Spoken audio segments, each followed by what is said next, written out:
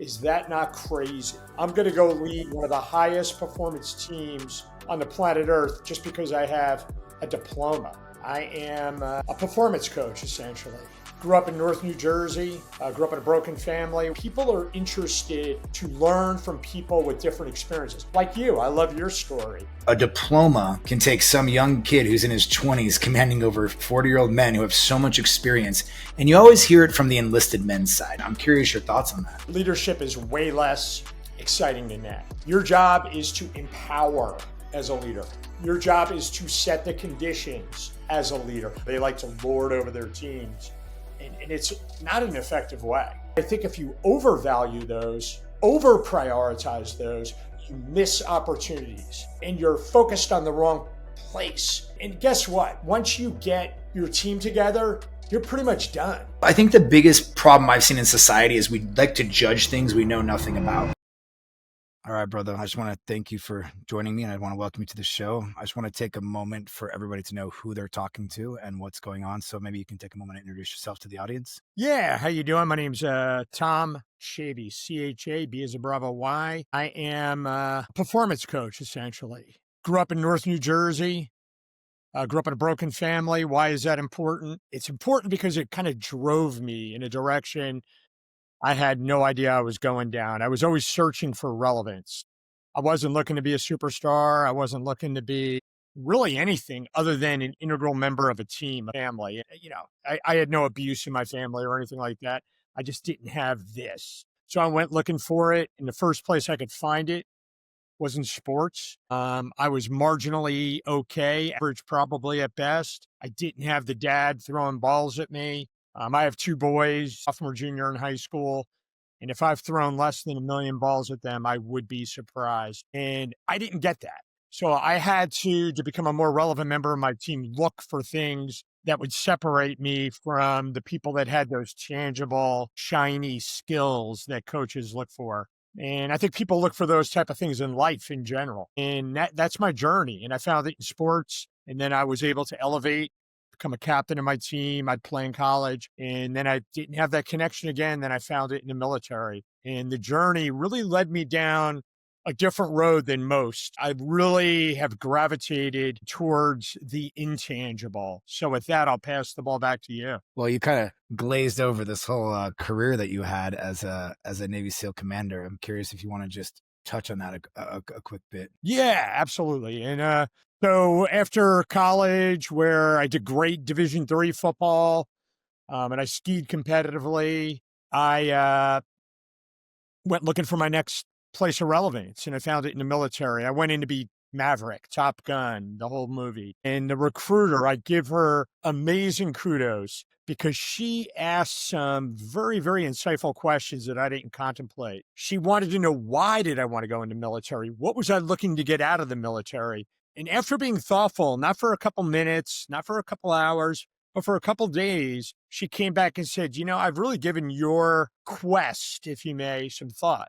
And I think you'd be a better fit for the teams. Man, I heard that, the teams. I'm like, I don't know what the teams are, but I want to be part of that. And the teams are the nickname for the SEAL community. You know that. And I didn't know that at the time. I didn't even know what a Navy SEAL was when I went to the recruiter. This is the late 80s, by the way. I'm dating myself. She proceeded, Susan Zahodny was her name. She proceeded to share with me about the teams. And man, was she right. Perfect fit for me. Went in, and I was selected to be a leader, not because I had any specific qualifications other than one thing. I had a college degree. Is that not crazy? I'm going to go lead one of the highest performance teams on the planet Earth just because I have a diploma, which means nothing to being an effective leader.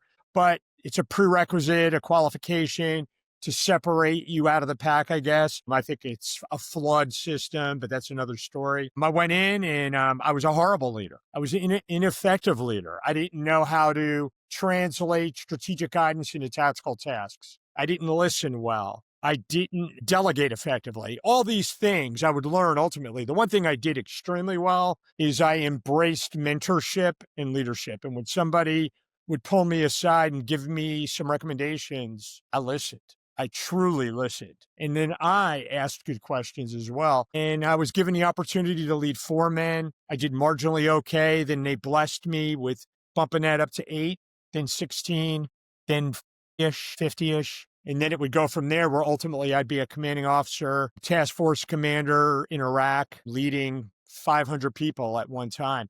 And before that, I had led men, 50 men specifically in Afghanistan, a few weeks after 9/11, and I've had the privilege to work in over 60 countries around the world, commanding officer of SEAL Team 5, and all these leadership opportunities have really led me to a specific opinion on leadership that I think we'll talk about today, but I think it's largely misrepresented in American culture specifically. And I think there's a lot of missed opportunity out there because of that. I agree completely. And one, I just want to commend you on your humility. As you know, it's not exactly always common in the SEAL community. So that's awesome. I really appreciate you. For those of you who don't know, I'm a commanding officer, basically a bird colonel in the Navy. Am I correct? I mean, if you were to translate that into the Army, is that where you were kind of at? Well, in the SEAL teams, you're an O5 when you're the commanding officer of a SEAL team, a commander, which is a lieutenant colonel, and yeah, it's a milestone position, and the interesting thing,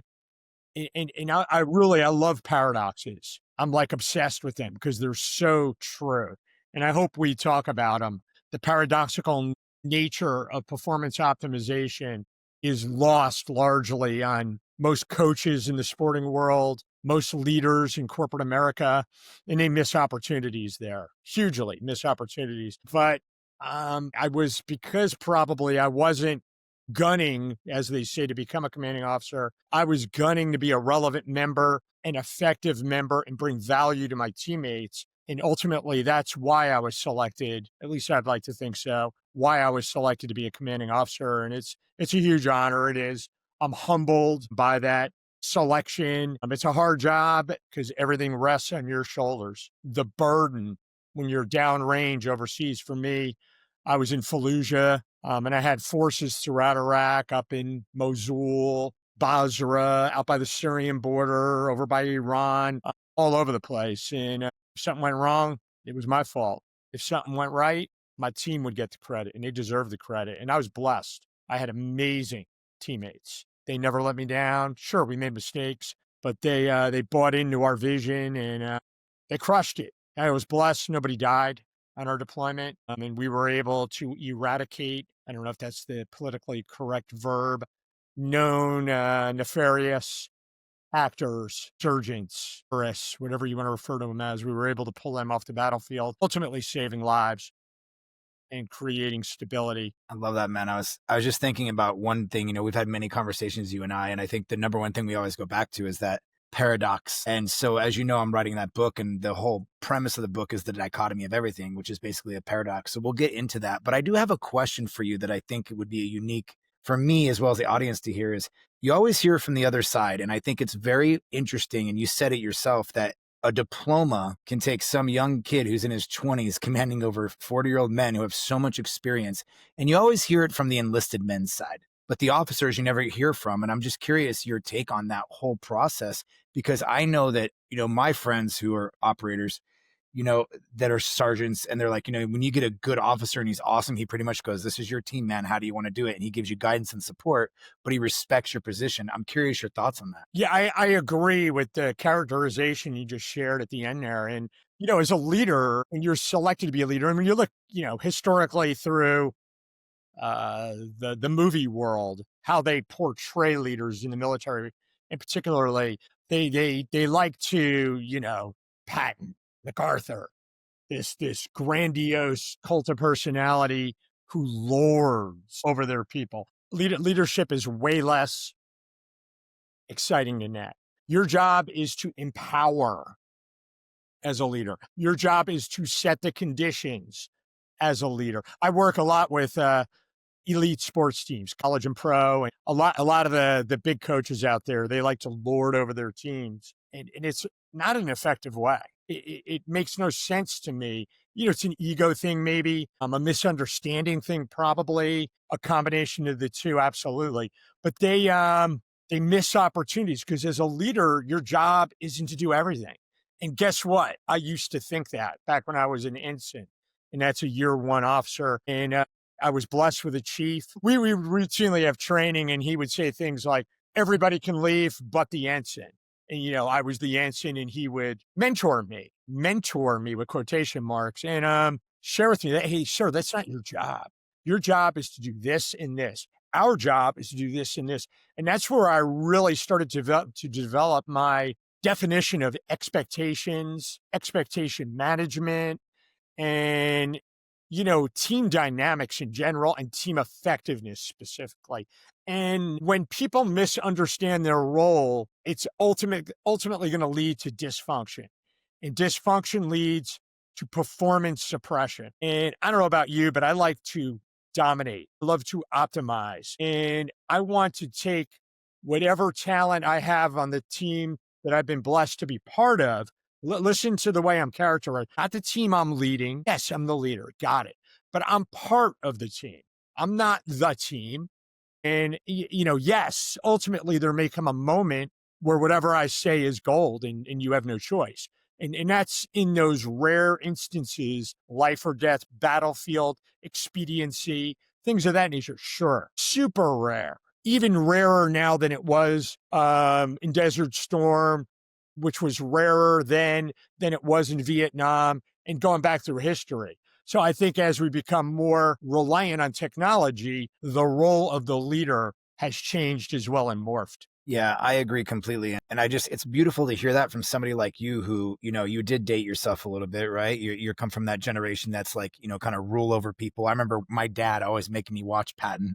Like, he was born in 36 and that was like one of his idols. And I think people don't realize how powerful you can be when you actually empower your team. I think of somebody like Jeff Bezos who created little pods. He didn't have that hierarchy. He's like, this is your pod, you run it. This is your pod, you run it. And just allowing people to do that. And in that whole premise, there are so many paradoxes. And I know that you and I love to talk about this. So if you'd like to jump into that, the intangibles, the paradoxes, that whole idea that most people are looking at the wrong aspects of leadership and optimization, and they're really getting it wrong. Yeah, well, you're diving into what I do for work now. So I retired about 10 years ago. And if you would have asked me while I was on active duty that I'd be doing what I'm doing right now, I would have laughed at you.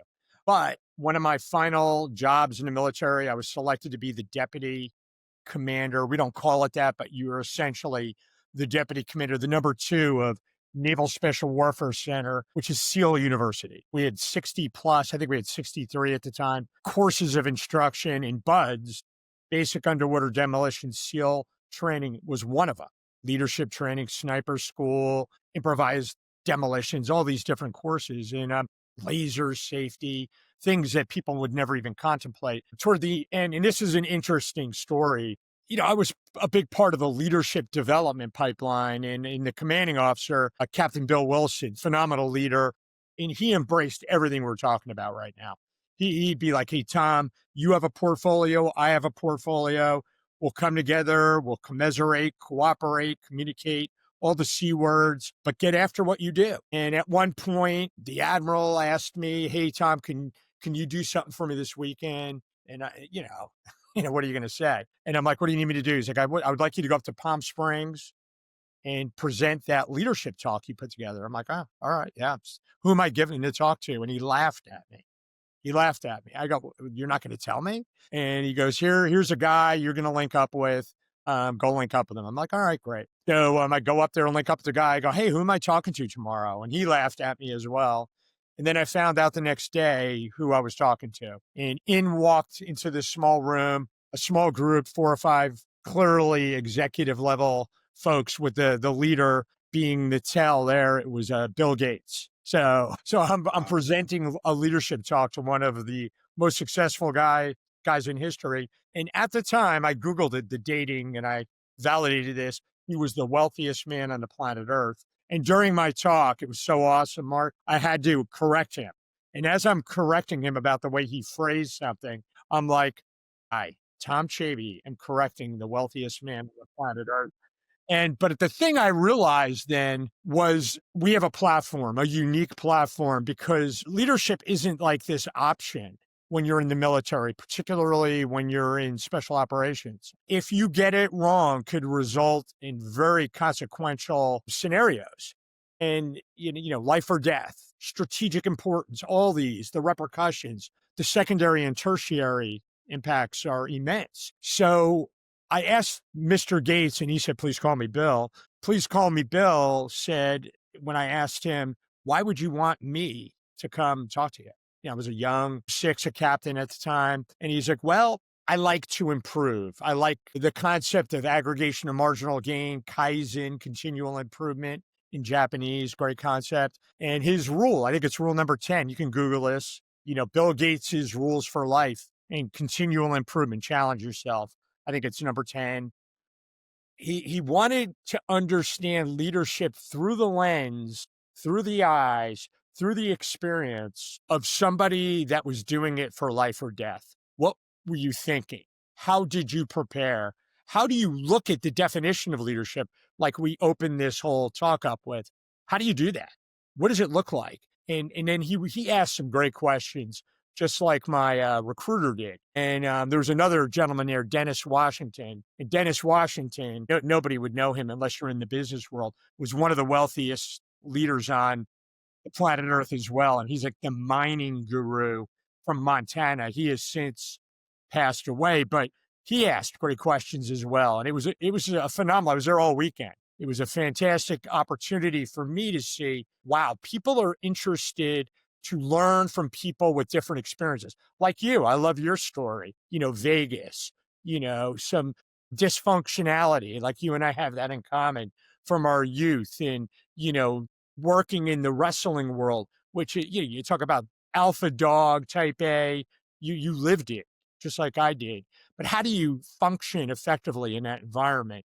And I'll tell you, that was the biggest challenge for me as a leader in the SEAL community, to come into it and being able to effectively lead people that they didn't only think they were as good or better than I was, they demonstrated that and mandated I meet their standard. Like I literally, this is worth talking about. I literally had a teammate who was about 3 or 4 organizational rungs down the ladder from me knock on my door one day and say, "Hey, sir, can I talk for a minute?" And this was when I'm the commanding officer. And he challenged me on my listening. And he had an example, and he was right. I didn't listen well in that meeting. So what do I do with that? Do I yell, "Insubordination, get out of my office"? No. I mean, you can't do that in our world. I asked some questions, and man, he was spot on. And I appreciated him. We'll talk about this maybe in a little bit. The emperor has no clothes. He told me I was naked. He goes, "You're a fantastic leader, sir, but at times you're distracted, you're overwhelmed, and you need to focus in those meetings." And he wanted me to be the leader he needed. And he fearlessly drove me to that. But the other piece of that is I set the conditions to allow him to feel comfortable coming to me with that. And like I said, he was a brand new guy. And I also empowered him to think, hey, he's an equal part of this equation. And in that circumstance, he was the most important guy in the room. And I'm lucky I listened, and I'm glad I listened. Yeah, it's interesting to me because, when I envision a man like you have these, I've realized social media, of course, and TV has just conditioned us so much. And you just think of this like top down kind of like, I'm the boss, this is the way it goes. And it's really cool to see that even in the highest levels, it's like, no, this is a collaboration. I mean, you have to listen to your team. They're the ones on the ground floor. They're the ones that know. And you said something really, really intelligent there is he needed me to be the leader he needed. And I think that that's really powerful. He's saying, hey, like step up. And it just goes to show that like a true leader is like, wait a minute, can I be better? Somebody like you is like, this guy maybe 5 rungs down from me, but can I be better? Is he right? Not is he being an asshole, but is he right? And I think about Bill Gates and Mr. Washington, and they're saying, how can I be better? Well, this guy obviously is making major decisions under stress that we've never experienced. Let's see how he's doing it. And I think that desire to grow you can't implant that in people. It's almost like they have it or they don't. They just want more. They just want a standard. And it's really interesting in today's society where, and I think we'll talk about this, is the level of standards in general have just dropped so low. And it's part of that paradox we talk about. And this is a swing to the far other side, which I think is really terrible for society as a whole, because we're almost demonizing standards now as though they're wrong. And I just love to see that you are even allowing your own men to help you raise your standard and push you. And I know it's a really dumb analogy, but I was watching, and we all need this in life. This guy was this for you, but I was watching a documentary and it was on Arnold Schwarzenegger, but he was talking about Stallone. And he said they couldn't even go to a party in LA together because they wanted to rip each other's heads off. But he said, I would never be as good as I am if he wasn't dropping box office hits at the same time, because we were just constantly trying to outdo each other and beat each other. And I think that maybe that's a more toxic example, but the reality is iron sharpens iron. And when you have a really solid team, everybody's contributing. Man, agree 100%. And, a lot of people talk a big game about domination, optimization, but they're not willing. And this is where the paradoxical nature of it comes in. They're not willing to embrace reality. And, you mentioned the word intangibles before. And, since that Bill Gates experience, I set out in some schools I worked with while I was on active duty, Alabama football. And then a friend of mine who worked at Auburn said that was totally unacceptable. So they had me do some work with Auburn. The Tampa Bay Lightning, I did not play hockey. I would just grab, can you believe that they get a little chip in a stick and they're done with that stick? So I didn't just grab these. We auctioned them off to raise money for Wounded Warriors. And they would give me like a whole thing of them for our foundation, which was phenomenal. So I bought a few for my wall, which was great. They look cool, right? And but I started a company, and what I do now is I work with organizations, and I'm not for everybody. There's some coaches that can't handle me because I'm going to speak the truth. I can't not speak the truth. And, my company's either tomchaby.com or T3advantage.com. And T3 Advantage just stands for targeted solutions, tested methodologies, formational results. But you can't get away from paradoxes if you truly want to achieve that. People are going to call this heresy. Very few, I love the World Series. I don't know if you watched it, and I'm not a baseball guy per se, but both my sons play baseball. So I'm interested to learn more. And man, that was a great series. Game 7 was fantastic. And even there, I can see these examples of, man, they could have been better. They could have been more effective. They could have just taken what they were trying to achieve. And yeah, maybe this is an advertisement for me right now, me saying that. I don't mean it to be, but I truly believe it. Very few teams fully optimize their performance. I've been part of 3 national championships, a tiny small part, and 1 runner-up, and none of those teams were that amazing. Yeah, they were really good. They were better than the competition, but could they have gotten better? Absolutely. Yeah, it's so interesting you say that, and I'm probably going to commit heresy too, but I deal with a lot of operators, and when you get to meet the operators and you hear how it really is in the background, everything's not perfect, far from it. And he's like, listen, operators are a bell curve too, right? You got some really amazing guys, and then you got some guys that just, kind of made the cut. And I think I think the biggest problem I've seen in society is we like to judge things we know nothing about, good and bad, right? Like everybody wants to judge the president, but you don't know what it's like to be that guy. You have no idea the pressure and that he's going through, or an actor or whoever. And when you look at people that you kind of put on pedestals above you, you never realize how much room there is to actually improve and to grow. And like you said, it's very rare that people truly optimize. And being a businessman, I'm mind blown sometimes at the money people will make and how unbelievably disorganized they run a company. I'm like, you guys are multimillionaires and the room for improvement. But I say this because what it does though, for the average entrepreneur, which is my audience, or even the advanced entrepreneurs, there's always room to grow. It's not, everyone makes it like it's this sparkly gold, pixie dust, and it's so magical. And it's like, you really just got to put that work in and step up to the plate, and you really can see results. I think what I'm trying to say is to not necessarily put everybody on a pedestal. Everybody's growing. Everybody can be better, and nobody's perfect. Yeah, and you hit right on what I call battle number 1. And I subscribe to there's 5 battles in performance optimization. And I think we as a society in high performance, we overvalue the tangible. And the tangible, here's an example. I just did this business development call with a big law firm. And I work predominantly with corporate America, a law firm being an example from that. But, a small portion, probably 20%, I'll work with elite sports. And this one law firm, they make this big show, and we only hire people from the Ivy League. top of their class. Like, that's great. That's fantastic. Desperately wanted to say, well, that's your mistake, right there. We learned in the SEAL community, there's some fantastic people from the Ivy League, don't get me wrong.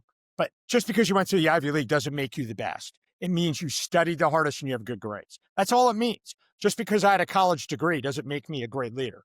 They connect these dots that don't make sense. And to be a great lawyer, and believe me, I don't know everything it takes to be a great lawyer, but being great at studying and succeeding on standardized tests doesn't seem like it'd be high on my priority list for doing the triage on who should be a lawyer at this firm. And they put too much value on that, like the sports world. Oh, we want the biggest, the fastest, the strongest. Like, yes, so to play college football, you need to be a certain size. You need to have a certain speed, body type, strength. Those things matter greatly. Don't get me wrong. But I think if you overvalue those, over prioritize those, you miss opportunities and you're focused on the wrong place. And guess what? Once you get your team together, you're pretty much done. Like I love the strength and conditioning world. And I worked with Michigan football, for example, and Coach Ben Herbert, probably one of the best I've ever worked with. He's out with Coach Harbaugh with the Chargers now. And there's only so much you can do once the season starts. But you look at the intangibles, when we talk about intangibles, I'm talking about your mindset. If you can think more effectively, you will perform more effectively. Discipline. If you could be more precise, you'll have more precise results. Precision wins. Resilience. If you can respond more consistently, man, you are going to win at a higher rate. And finally, leadership, the thing that you and I agreed to focus more on than anything. If you can lead more effectively, everybody around you, yourself included, all ships rise, or rising tides, all ships rise. It's the truth. And when you get that piece effectively integrated into your system, into your processes, that's the game changer. It's not the shiny objects. It's the intangibles that when you get, like, look at Tom Brady. One day I'm going to meet him because I say this often. He's at the lower end of athletic ability to play quarterback. I think he would agree with me, but he's the greatest of all time. Reconcile that. Yeah, he's super tall. I think he's wicked intelligent, and I think he can process, which is an amazingly fantastic skill to have as a quarterback. But the other tangible things like speed, strength, quickness, he's not even in the same galaxy as Lamar Jackson, and he's the greatest of all time. Tom Brady is. Yeah, I was just thinking that how important that is. One, I would say if we're going to swing the pendulum, let's swing it more on that side. But I want to talk about that paradox for a minute because, it's so important to me. I tell everybody, like, the truth is in the middle is what I say. And so many people, like, would you not say that the key to great leadership is learning to play both sides of that and not swing too far one way or the other in all types of areas, right?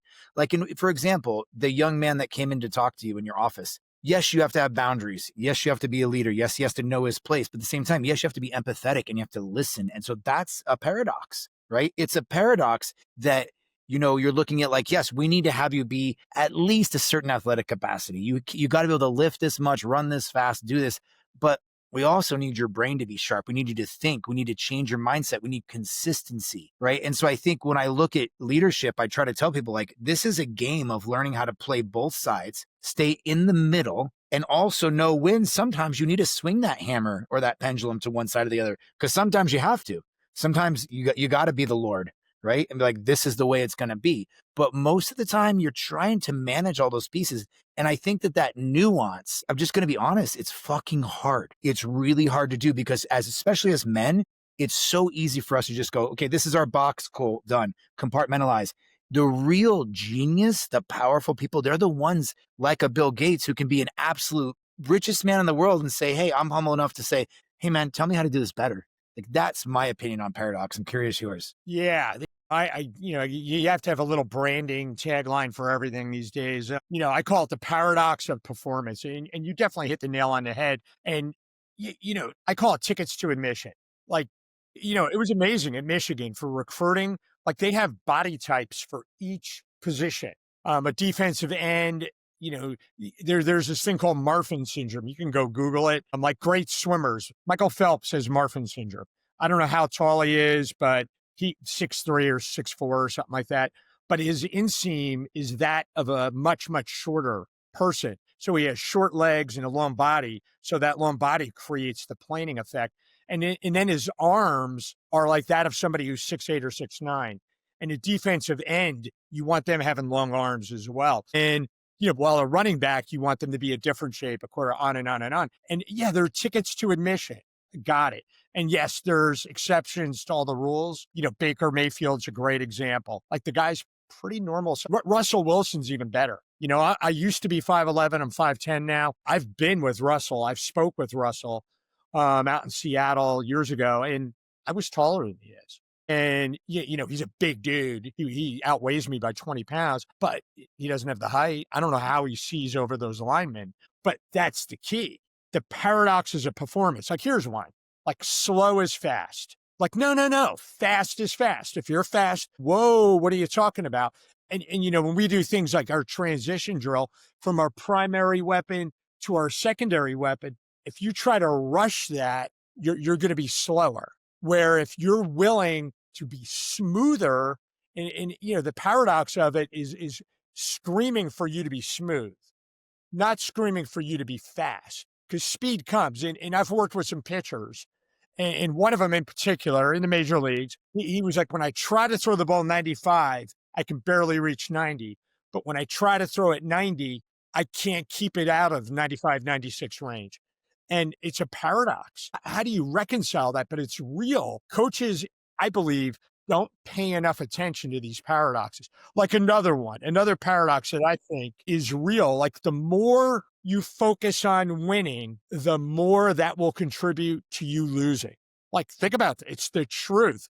There's nobody who's going to change my mind on that. Nobody. It's real. And, these paradoxes, if you're willing, here's another one. If you're willing to give your all without any focus on the outcome and be willing to lose, if that's going to be the outcome, you release that, you will win more often. You release the focus on winning, you will win more often. That doesn't mean you're going to win every time. Sometimes the shiny objects are just so overwhelming, you can't overtake them. It's a fact. Like a pro team playing a high school team.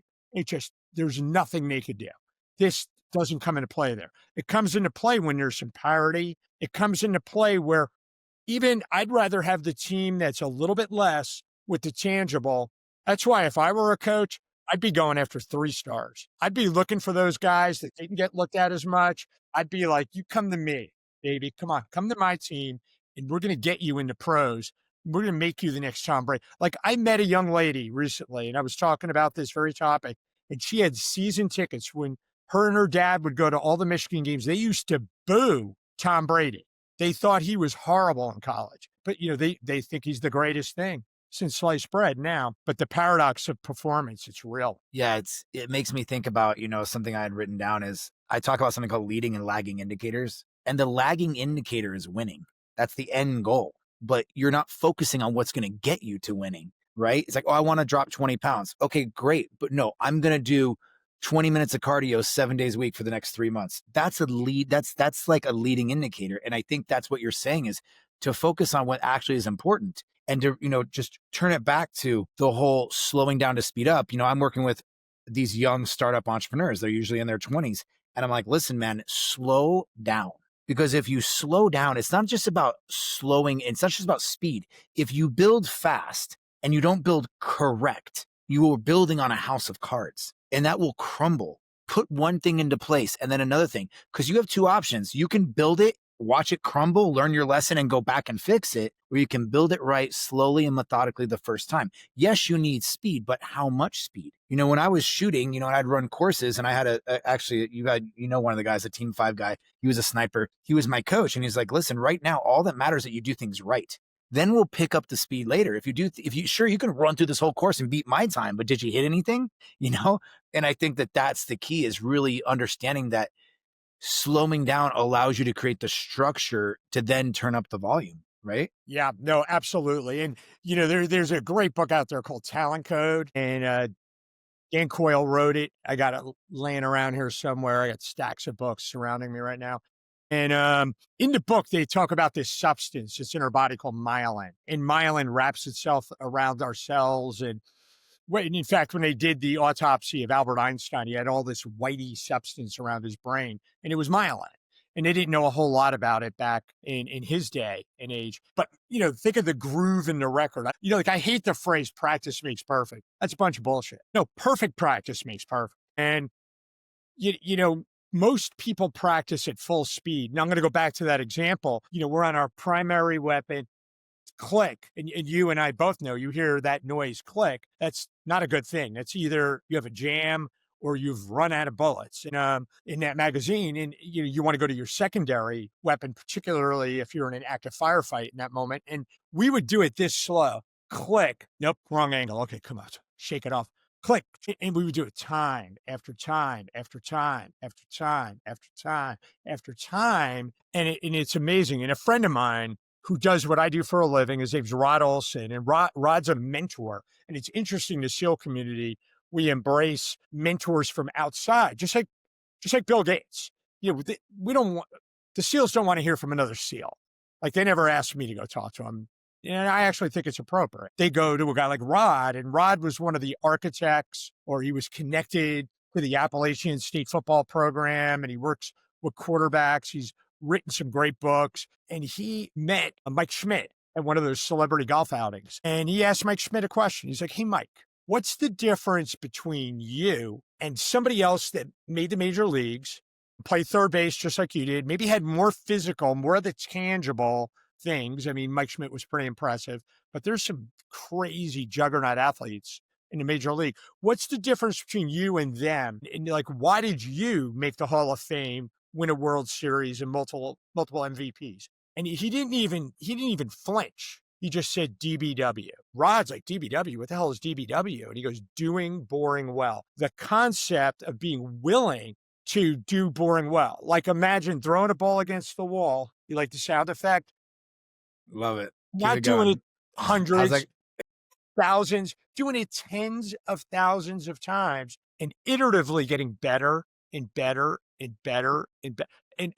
And I guess he learned, at least partially learned, this concept from one of the greatest hitters of all time, Tony Gwynn. And I met Tony when I was out there, and I got to know his sister after he passed. The SEAL community, we're connected to the San Diego sports teams. The Chargers used to be there, but definitely the Padres. And Tony Gwynn, and the guy, go read what that guy used to do. Like, oh, he's the best. Yeah, he was a great athlete.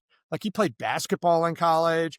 He played the guy was fantastic at both, but he became one of the greatest hitters ever because he was willing to do boring well. It's way more fun. I remember I got to Michigan, and I'm like, to guys, hey, what are the outcomes you're looking to achieve? And they're like, win the Natty. I'm like, the Natty? What the heck is the Natty? And they're like, the national championship. And I'm like, oh, all right, we got to change what you're focusing on. Because if that's all you're going to be thinking about, yeah, no kidding. No kidding. If you play college football at an elite level, the goal is to now make the playoffs and win the national championship or the Natty. But how are you going to get there? That's the paradox that most people ignore. That's the boring stuff, the work. That's getting uncomfortable. And that's really where you're going to discover your weaknesses. You're going to have to challenge them. And if you truly want to win the Natty, you got a long road ahead of you.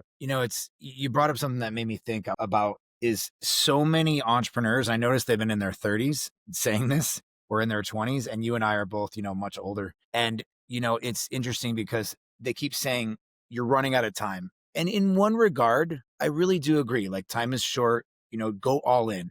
But the other part is you keep telling these young men and these young women, you're running out of time. You have so much time. Slow down and do it right. Really, and I was thinking about, there's a guy named John Donaher, and he coaches a guy named Gordon Ryan, who is hands down the #1 submission grappler in history ever, without a doubt. It's not even a contest. And when you see what he did, they have this thing called porrada. It's a Brazilian word, Portuguese word. And they just go in there and they just fucking roll hard and beat the shit out of each other. And people like John came in and was just like, slow down. And you go, and he would just work. He would put guys in an arm bar and make them work out of that arm bar in this position for 2 hours. Absolutely boring, no fun. And it's part of the reason why you see that the jiu-jitsu guys, and I'm a jiu-jitsu guy, they're nowhere near the caliber of a US wrestler, right? My nephew's a wrestler and he just wrestled in high school.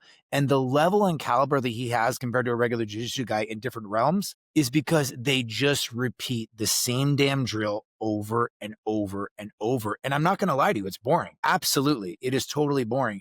But if you want to be great, that's how you be great. And here's the thing. One, you have so much time. And two, I think you and I both agree, it really doesn't take that much time. If you just slowed down for 6 months and really perfected something, you'd be really friggin' good at it. But you got to slow down. I'm a prime example of somebody who didn't slow down, trained jiu-jitsu for 2 decades and never hit the potential or the caliber I wanted to because I never slowed down. I just went in there. I rolled for fun. And yeah, there was a different reason. I wasn't looking to become a world champion, or at least not anymore. But that idea of just slowing down and taking your time. And I'd watch guys that just surpass me every time I go back. I'm like, damn, this guy's 10 times better than me now, because he slowed down, had the consistency, and did the work. Yeah. Amen. Great. Shit. It's there are these truths that culturally, like my next to third battle, the first battle was overvaluing the tangible, the shiny object. The second one was the paradoxes of performance that are largely ignored. The third one is underappreciating science, like the science of anxiety. Is there anxiety in the bottom of the ninth inning of the World Series Game 7? Was there the other night? If you watched it, it was one of the greatest games ever. I mean, there was anxiety all over the place. The science behind fight or flight, a defense mechanism that's baked into our DNA. Like, most people don't even understand it. Yeah, they heard about it. They remember, biology class, we talked about it, but they don't understand the cause and effect.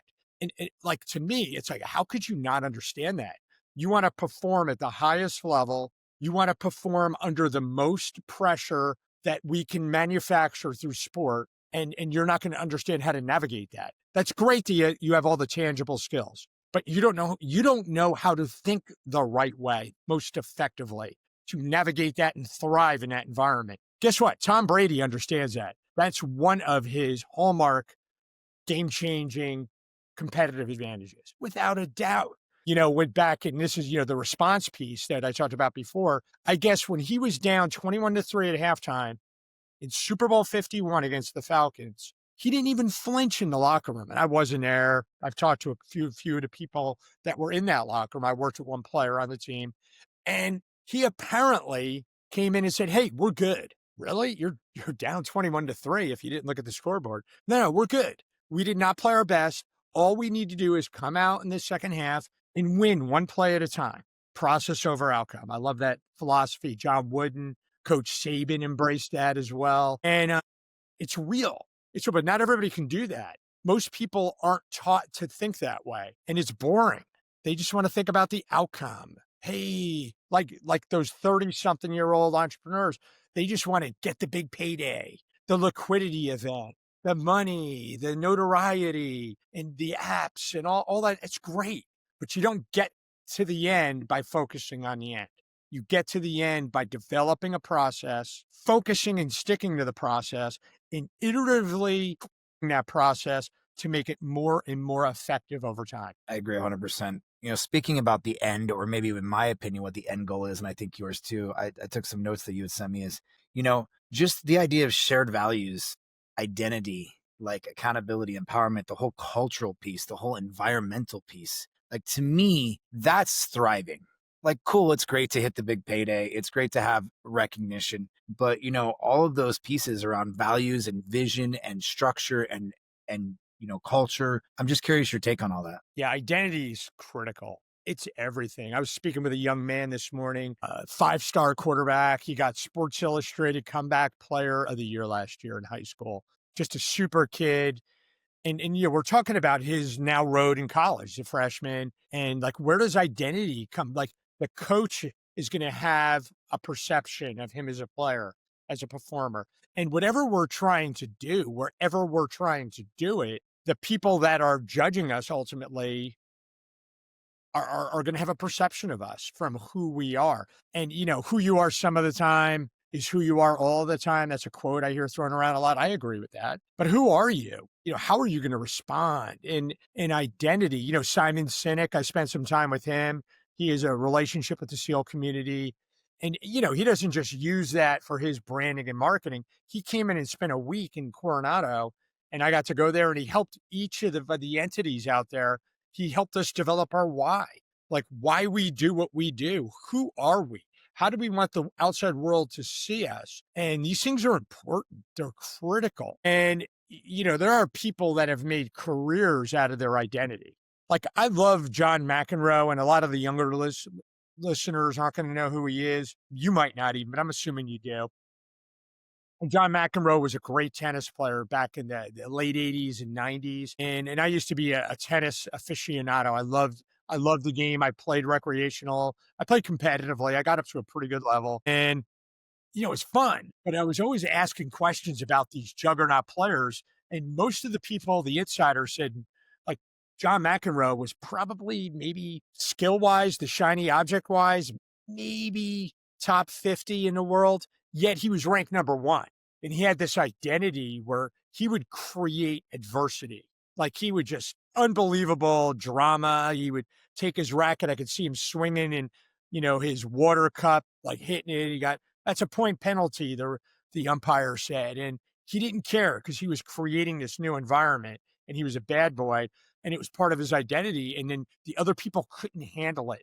Is it gamesmanship? Is it unfair? I don't know. I'm going to say he did everything. He got penalized, and he used it to his advantage. And that was his identity. He used it to the best of his ability. And I think he was strategically brilliant. I really look at it that way. Yeah, it's so interesting because everything in our lives is a story, and we have these stories around ourselves and these identities we create. And I was just thinking about putting all that together of, what story do you want to create in your life and how do you want it to play out? And then now creating the identity or the situation around that, and then also not being overly attached to it too, because that will go away one day, but we could talk about that on another podcast. But I think for me is how you view yourself is so crucial to your success and your capacity. And what I see the most with so many people is we're just almost, I don't know if it goes back to Adam and Eve and the apple or what, but we're almost in this position of like, we just do not view ourselves clearly. And that could be both sides. One side is I've seen every operator I work with, they literally view themselves far less than I think they should. And then I'll work with other people who really haven't done shit. And you'll watch them and it's like they have this opinion of themselves that's just completely grandiose and ridiculous. And I think it goes back to that paradox of really having a clear view of who you are and being honest and realistic about it, but also having a bit of that.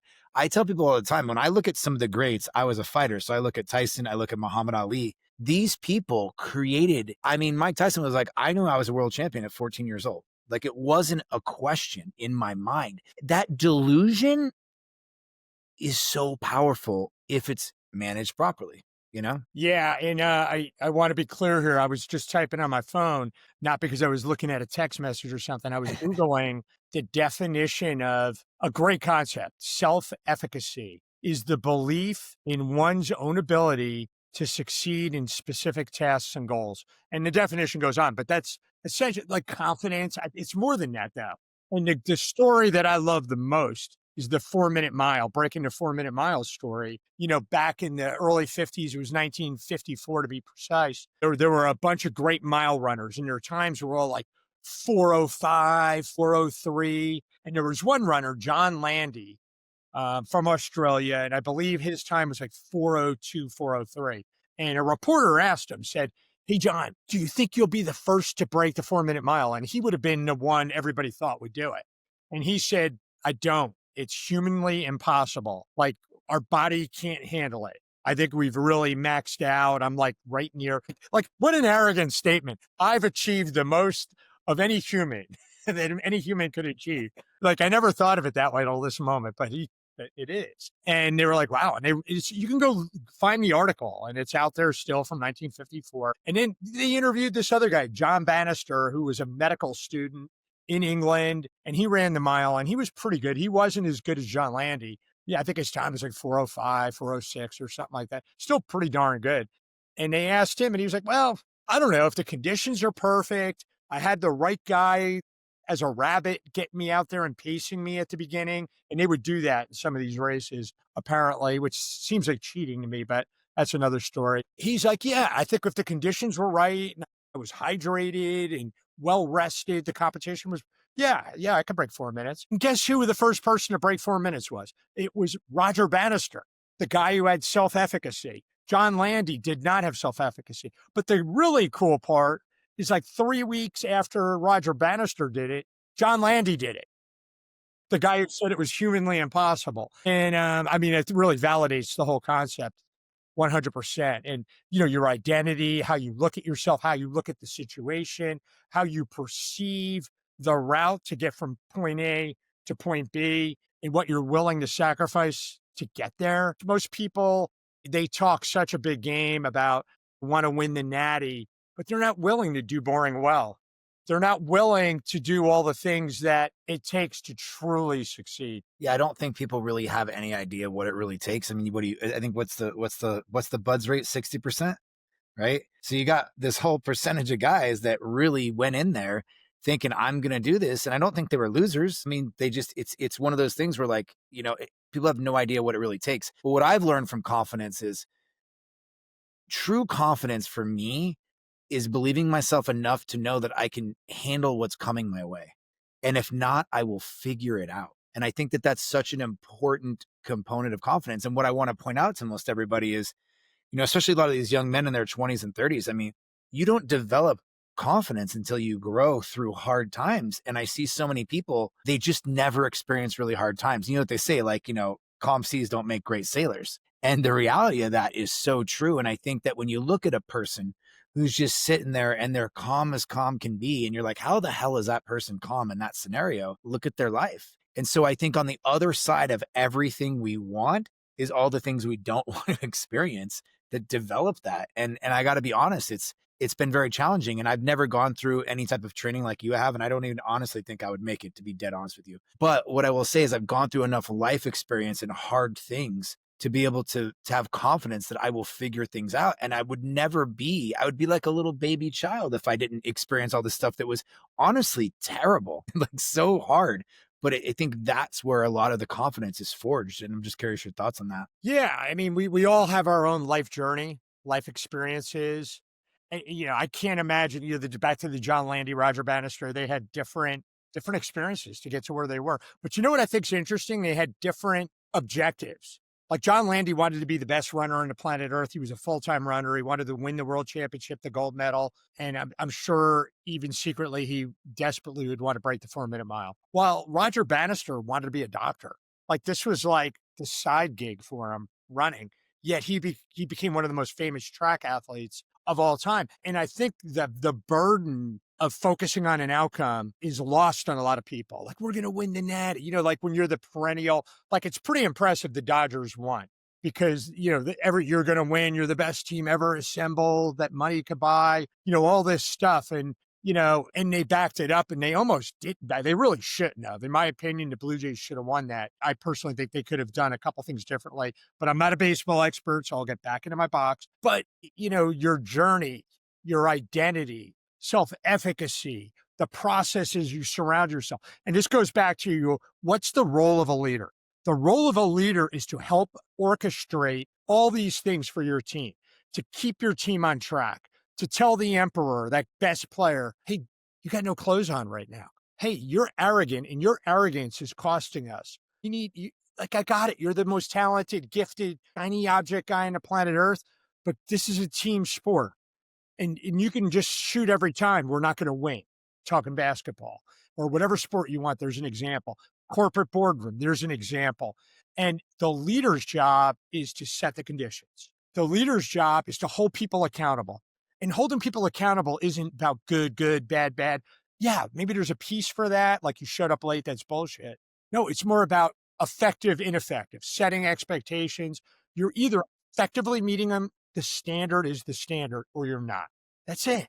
The standard is the standard. You're either meeting it or you're not. What are we talking about here? Your ego, put it aside. Yeah. No, I was just going to say that makes it so simple too.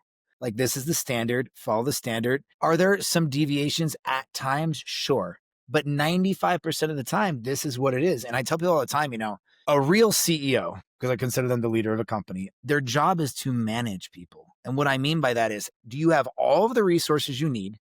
I can empower you as best as I can, and I will hold you accountable. At the end of the day, you're going to do your own thing. And my only job is, if you need me to solve something, I can come in and help. But otherwise, really, the leader doesn't do much in regard to doing. And that's kind of the point. His job is to orchestrate. I love that statement because it's such a powerful statement.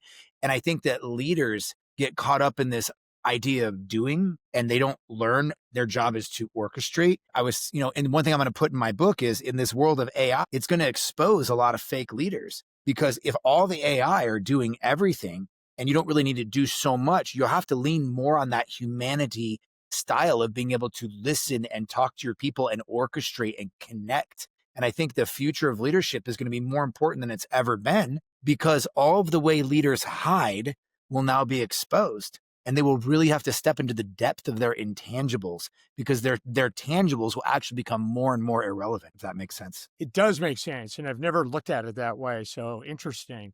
That sounds like another discussion you and I could have, the whole impacts on leadership that AI is going to introduce. Everything you said, absolutely. Plus, I'd add, or maybe emphasize, because I think you kind of said it tangentially, the thing I'd add is planting the seeds. Like that young man who came in my office and said he needed me to be a more effective leader. He needed me to listen more intently and hear not only what they were saying, but what they were not saying. He didn't say all that, but that's what I heard from him. The conditions were set for him to feel comfortable enough to come into my office and say that. How many leaders out there in corporate America, there's no way somebody would go into their office and say something like that.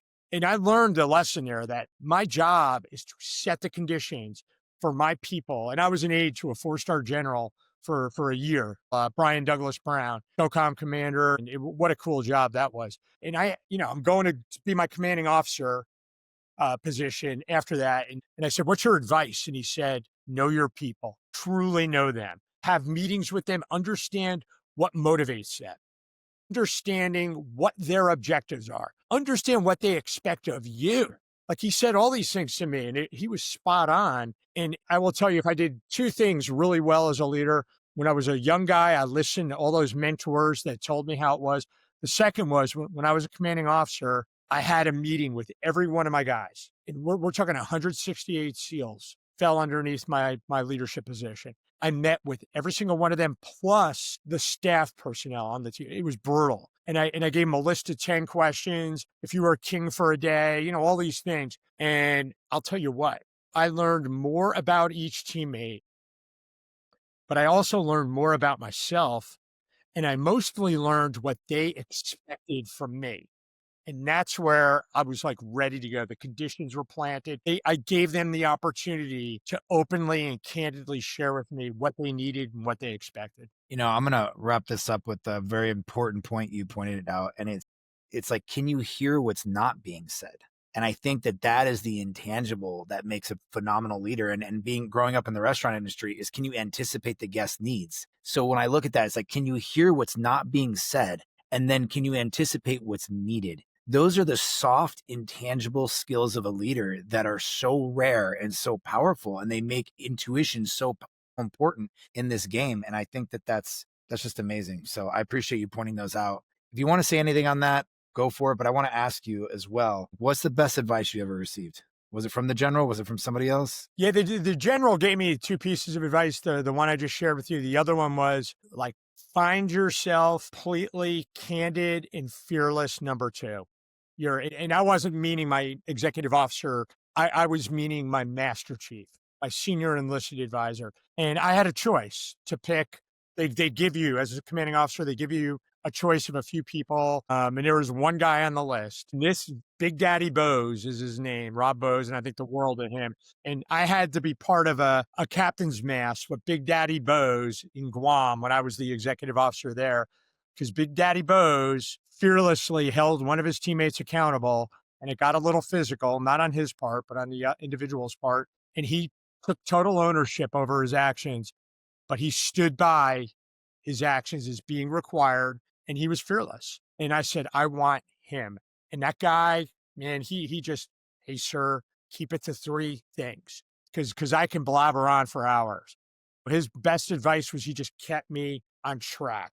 Hey, you need to do this. And I remember early on, we had a really challenging situation. We had a pipe hitter, and the pipe hitters in the SEAL community are like the operators. They're like the guys. And he gave me great advice on this. And the pipe hitter did something, and it was before I had gotten there. He had multiple other disciplinary infractions, and this was the third. And I could bring him the mast. So I was going to take him the mast.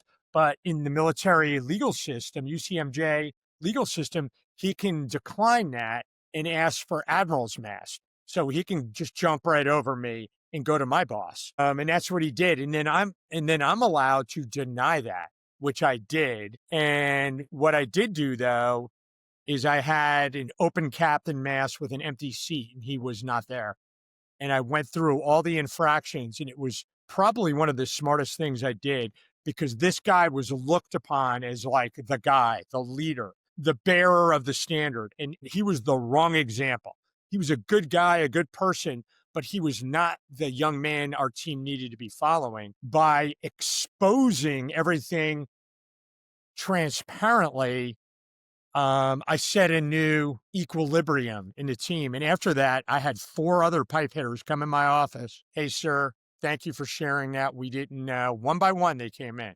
Not like in a row, but over a couple days. And they said, we're with you. And the new standard was set. You want to talk about brutality, me getting ready to do that, hold somebody accountable with them not in the room because they chose not to be, and trying to be transparent in a constructive way, not a judgmental, bad way. It's like, no, this isn't emotional. This is about the standard.